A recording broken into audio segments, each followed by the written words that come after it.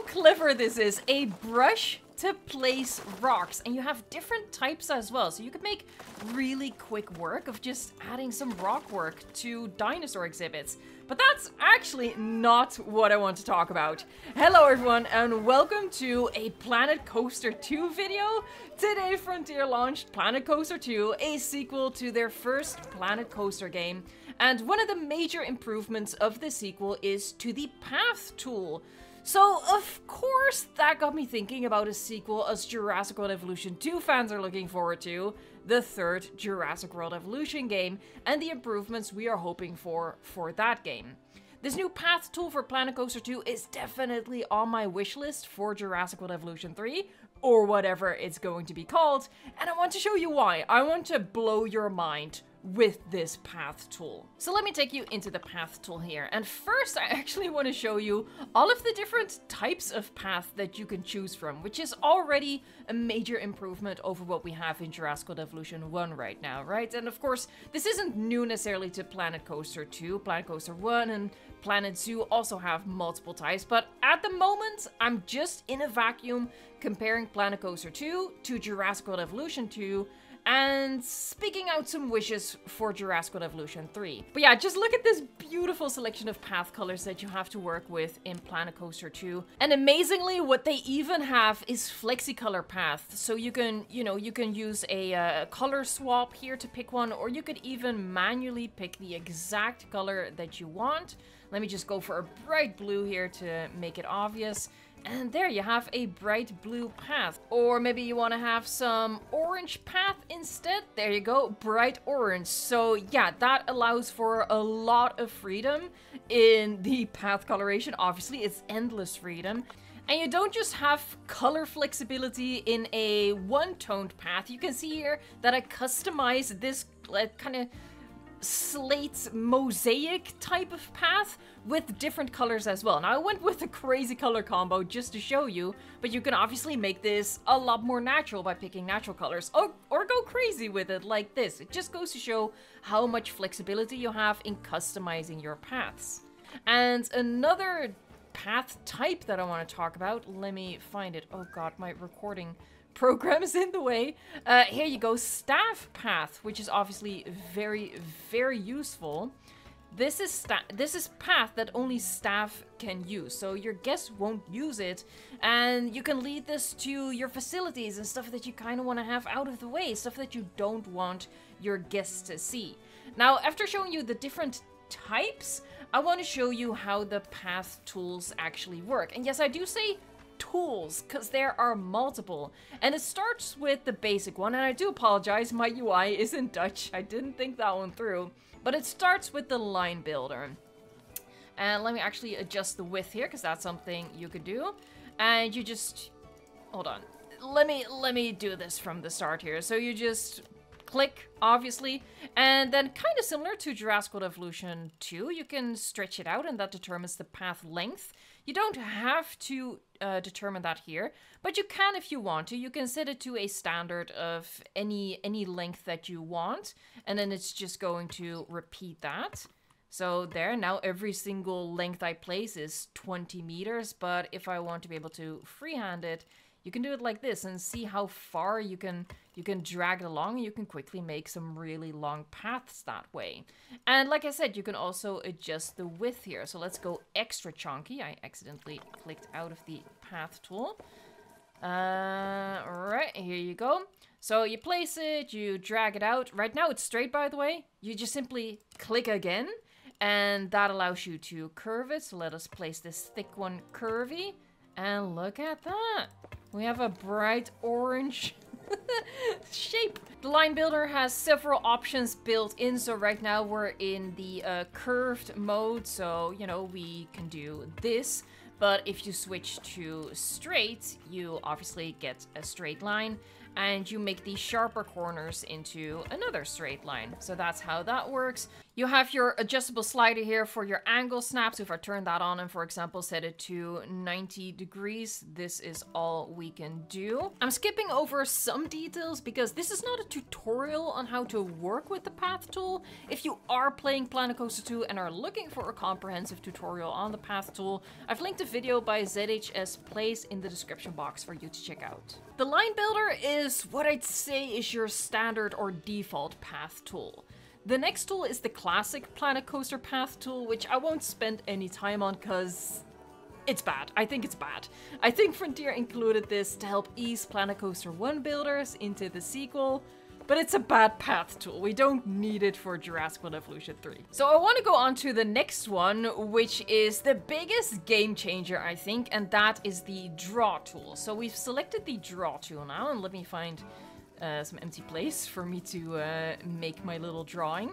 So we just have a little line right here, and if we click again, we can curve it and we can draw a shape. So let's get a little weird with it. There, and connecting it up. There you go, and it automatically fills in with the path type you selected, right? So you can create very easily any shape you want that way. Create like really big plazas in a really easy way. Like it's the fact that they even thought of that is absolutely brilliant in my opinion. This is again one of the biggest game changers, and I think it will be lovely if they bring this over to Jurassic World Evolution 3, like this tool specifically.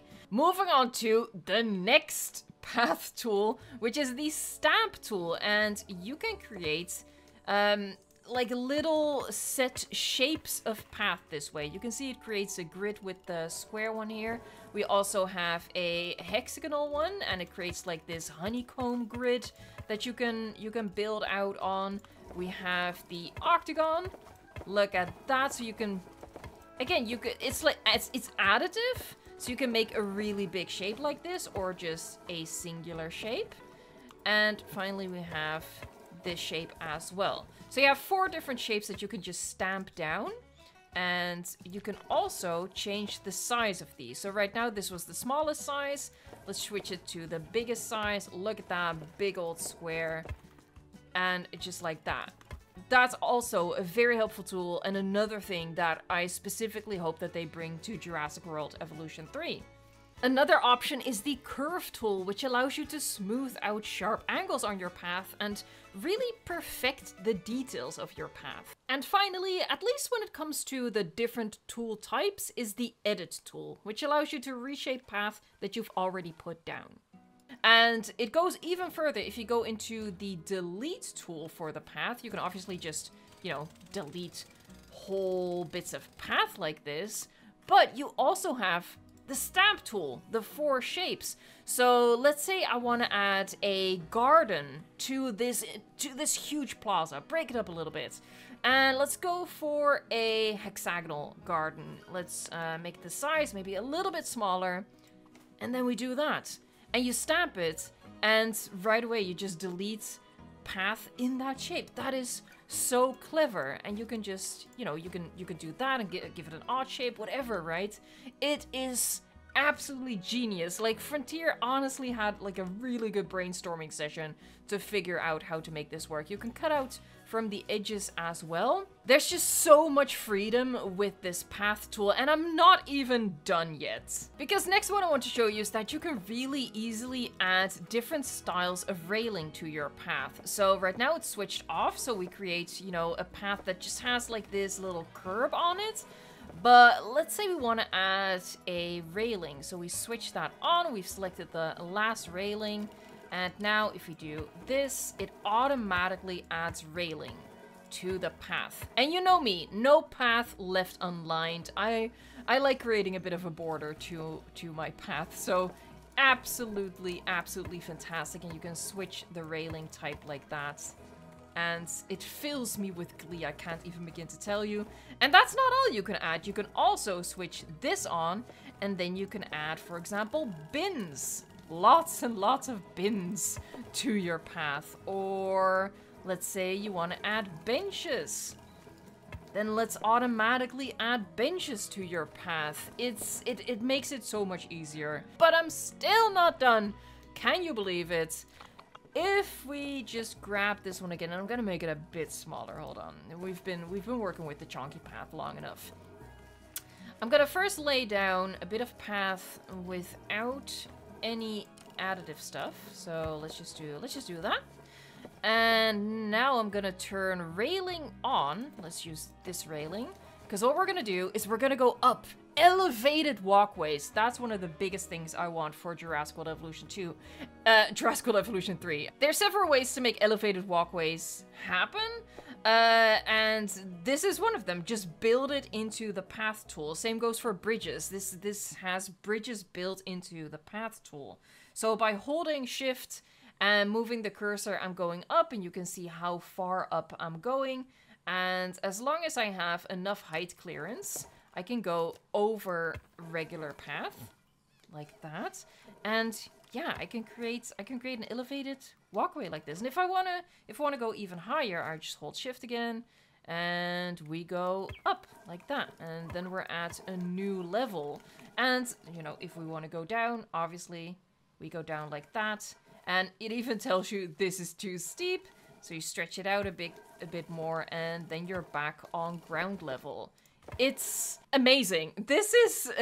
I want this so badly. I want this so badly to be able to create elevated walkways like this with such ease. It's quite intuitive, at least the elevated walkways. Now, I will admit... the path tool would take some getting used to, you know, as a Jurassic World Evolution 2 player, getting into this path tool, this plethora of path tools, would take some getting used to. It would take some training, but I think it would be so amazing for building our dinosaur parks. Hopefully, now that Planet Coaster 2 is out, Frontier can start thinking about sharing news about Jurassic World Evolution 3, or whatever it's going to be called. And of course, as soon as there is news, I will be sharing it on this channel. So if you're excited about that, please do hit the subscribe. And yeah, let's get excited about what is to come for the future of our dinosaur parks. If you want to hear about more improvements that, in my opinion, would make Jurassic World Evolution 3 perfect, like this path tool, check out the video linked right here. Thank you so much for watching, liking, subscribing, and until next time, enjoy Planet Coaster 2, it is out now.